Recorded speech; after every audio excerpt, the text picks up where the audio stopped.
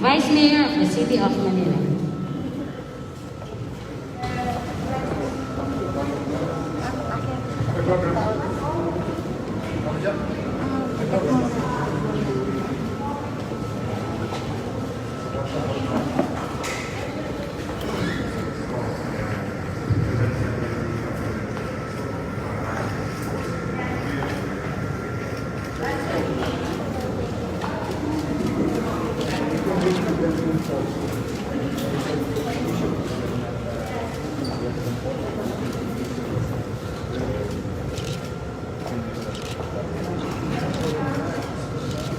It's all the same.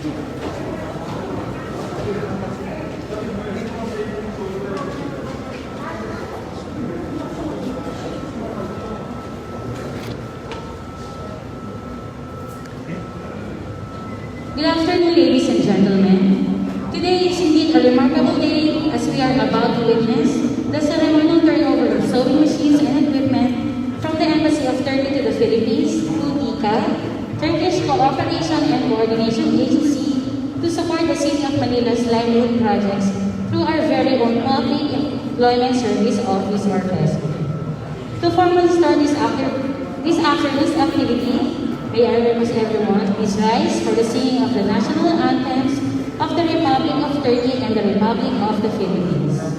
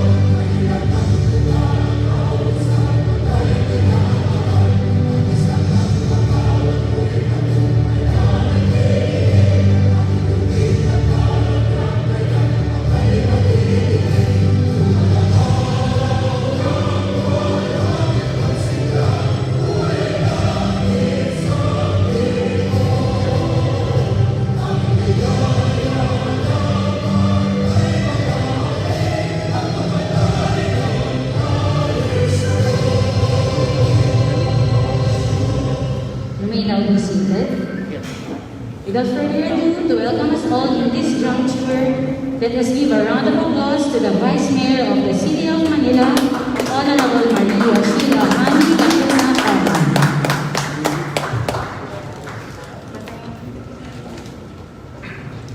Her Excellency Ambassador Artimez and to TICA Philippines Country Director Mr. Mustafa Filipmodu, welcome and good afternoon.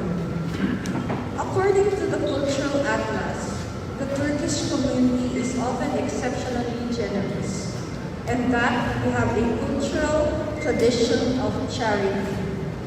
And it is in no doubt that the Embassy of Turkey here in the Philippines and the Turkish Cooperation and Coordination Agency, TICA, is doing their share to promote that profound culture.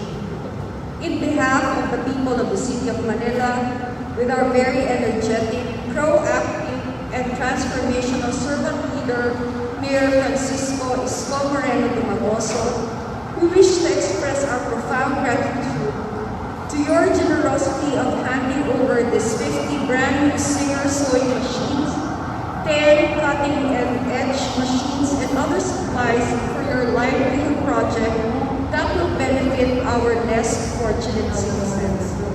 We thank you for the trust you are giving the City Government of Manila to be your partner in realizing your noble trust, and we look forward to many more projects that you will implement here in Manila. Once again, thank you and mabuhay. Thank you, Vice Mayor Lacuna, for your warm words of welcome. At this point, ladies and gentlemen, let us hear the message of the Ambassador of Turkey to the Philippines. Let's give a round of applause to Her Excellency Artimez.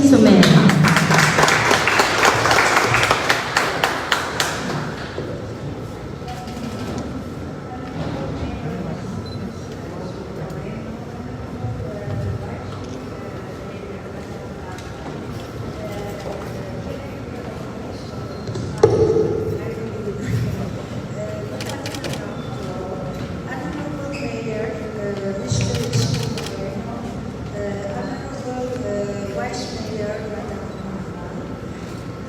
Director of PESO, Mr. Mehan, ladies and gentlemen, it's a privilege and honor for us to be reinvited today in this beautiful and historic city hall, reflecting the rich past of Manila and the Philippines.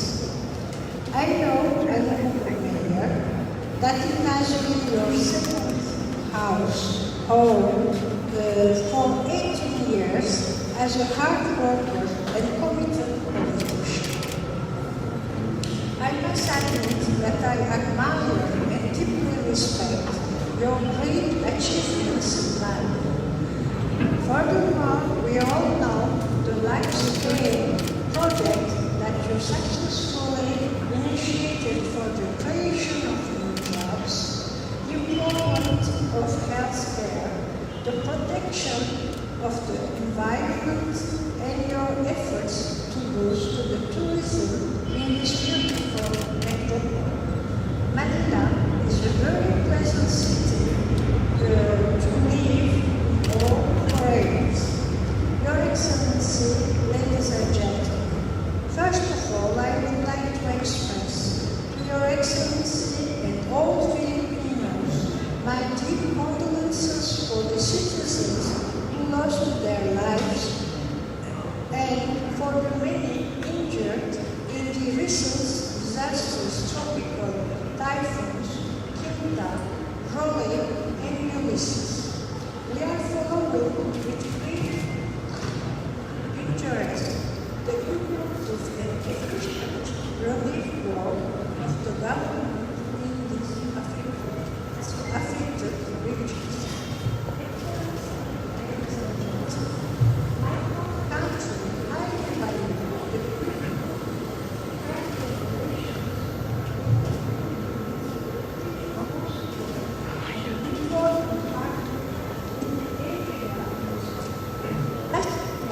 Turkey and the Philippines proud the 70th anniversary of the establishment of diplomatic relations. In this new period, we would like to give a new impetus to our bilateral relations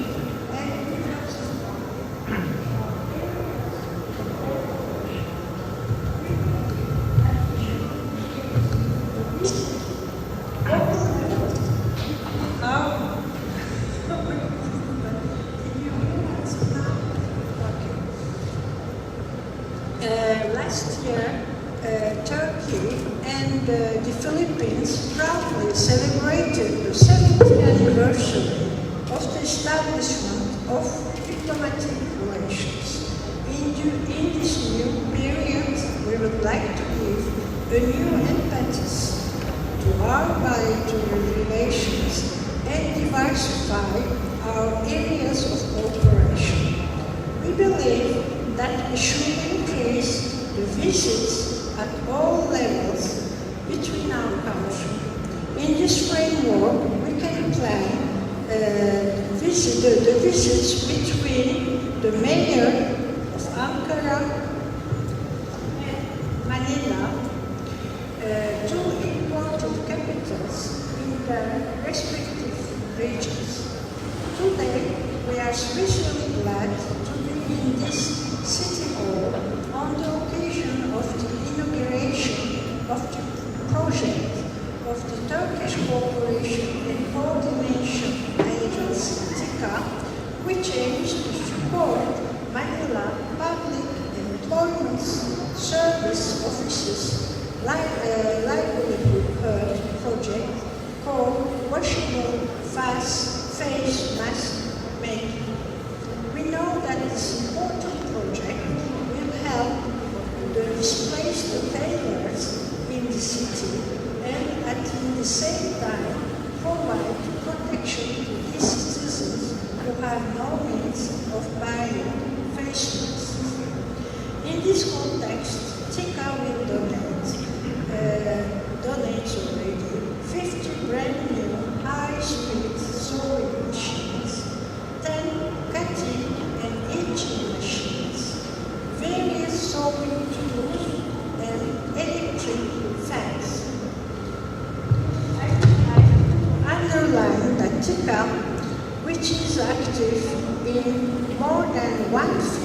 countries, from Latin America to the Balkans, from Asia Minor to East Asia, Middle East, and Africa, established its Manila Program Coordination Office in 2015. In the past 5 years, TICA has accomplished numerous socio-economic projects and aids in different regions of the Philippines, such as agricultural equipment support to San Pedro Farmers Association, a support project to tabi rice planters in Samar, the rice cultivation project in the province of Aurora,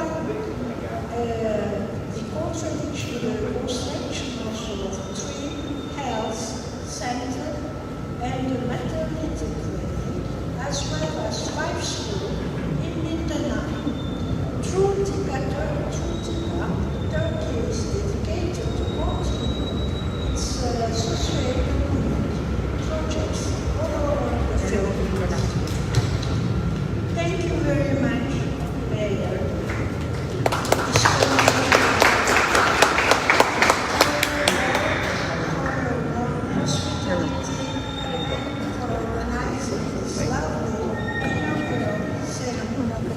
I would like to present my best wishes of health and happiness to you and to the family of the City Hall of Manila for 2021. Mabuhay and Filipinas, ang Filipinas, at Turkey. Thank you very much. Thank you, Her Excellency Artimez, for your wonderful message. And now, to give us one inspirational message, it's my pleasure to give you the Mayor of the City of Manila. Let's give a round of applause to Honorable Francisco Isko Moreno.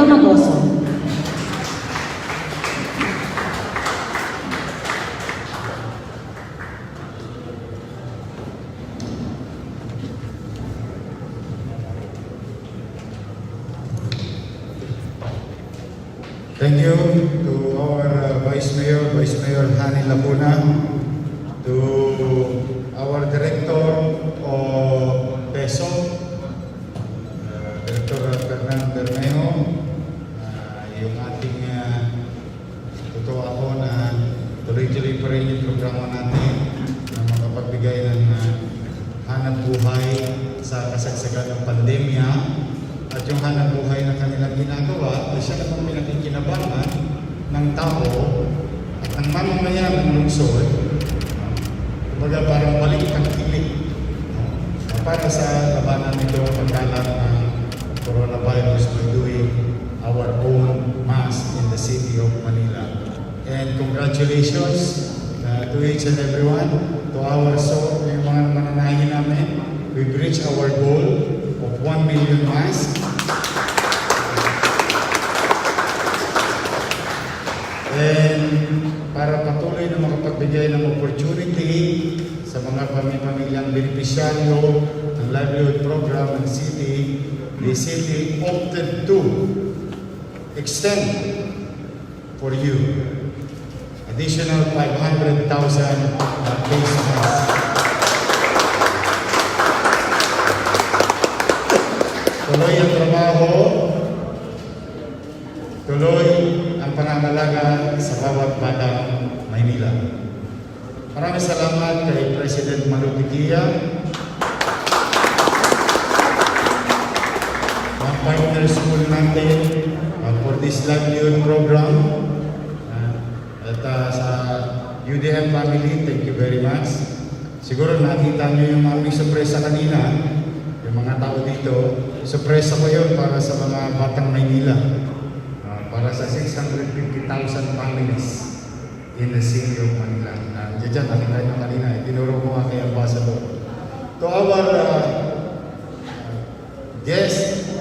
honored guest today, And we are very grateful to the Turkish people here today being represented by Her Excellency Artimez and Mr. Mustafa Kerimov. I hope I pronounced it right. The head of TICA program. No? And to the members, men and women of the Turkish embassy in the country, to the government of Turkey, thank you very much for giving us such wonderful gift and very timely gift and assistance for us to continue to provide opportunity to earn for our people. As you all know, I mentioned a while ago that we are really trying to be part of the solution with regard to the opportunity for people to earn in the middle of these challenges, what we call pandemic. So this is a city program supported by the Vice Mayor and the members of the City Council. And if I mention, special mention, the money, most of the money, as a form of salary to our people, came from the people also. Donations from 3,000, from 1,000 pesos, from 12,000, 100,000, 500,000, 1 million, 10 million, lahat po, all those donations are being utilized to continue to fight pandemic and provide livelihood.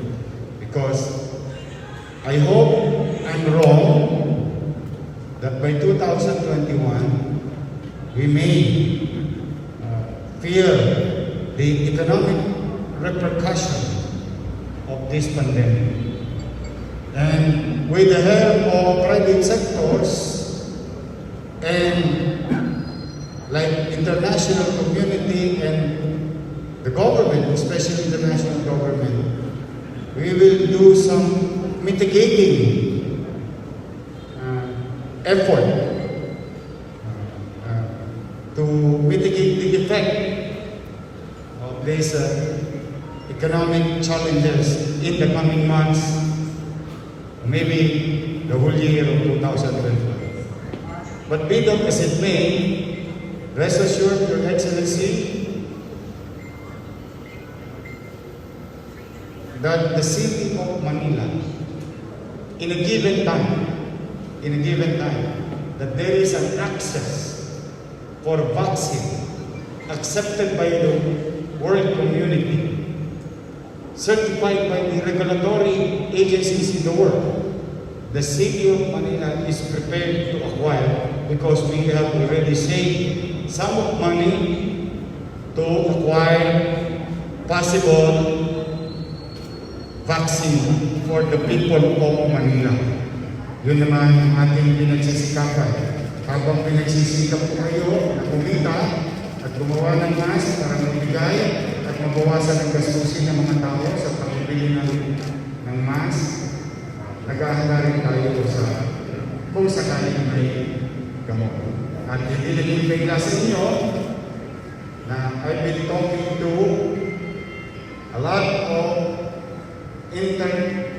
world-recognized international pharmaceutical companies.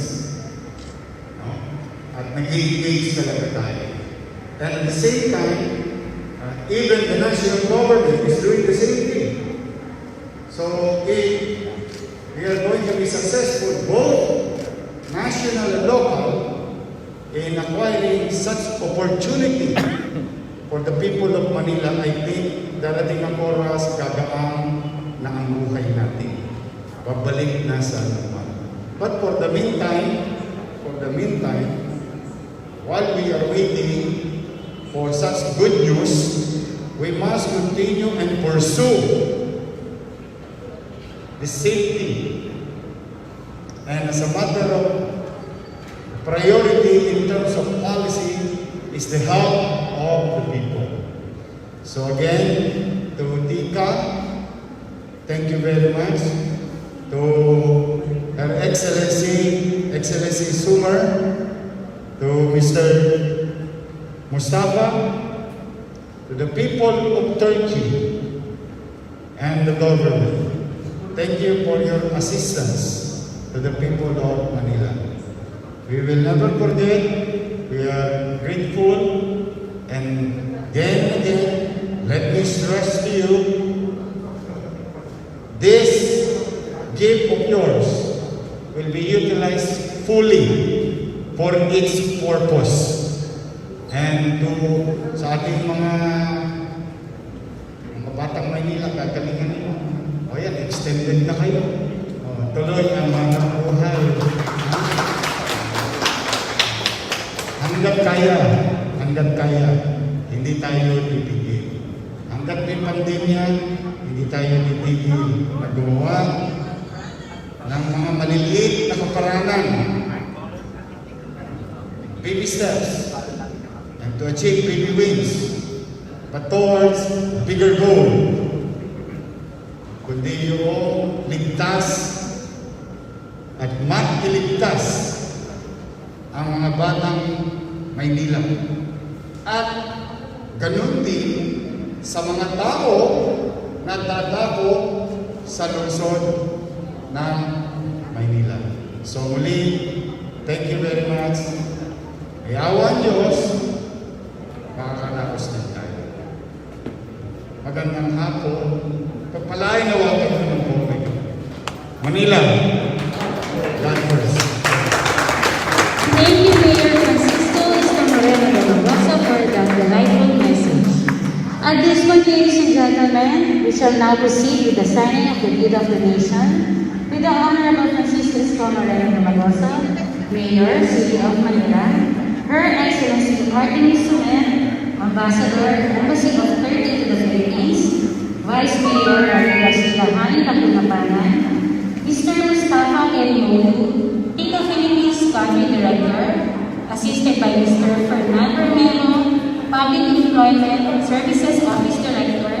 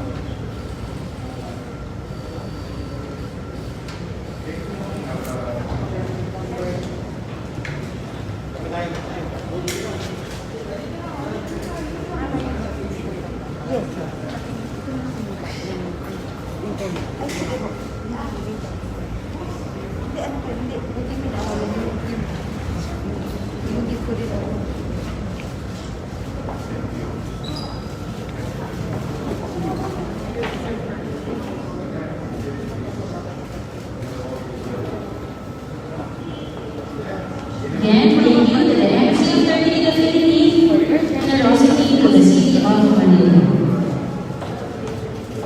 And as a token of our appreciation, may I invite up front Mayor Francisco Isko and Her Excellency Artimez for the presentation of the city and beyond.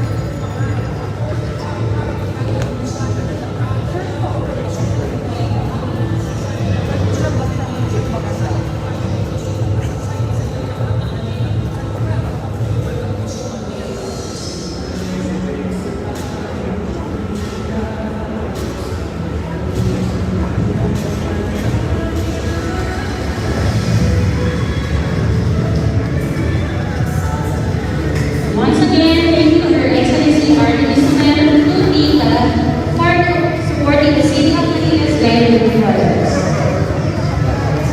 We will now proceed with the handover of donations and some photo opportunities. Everybody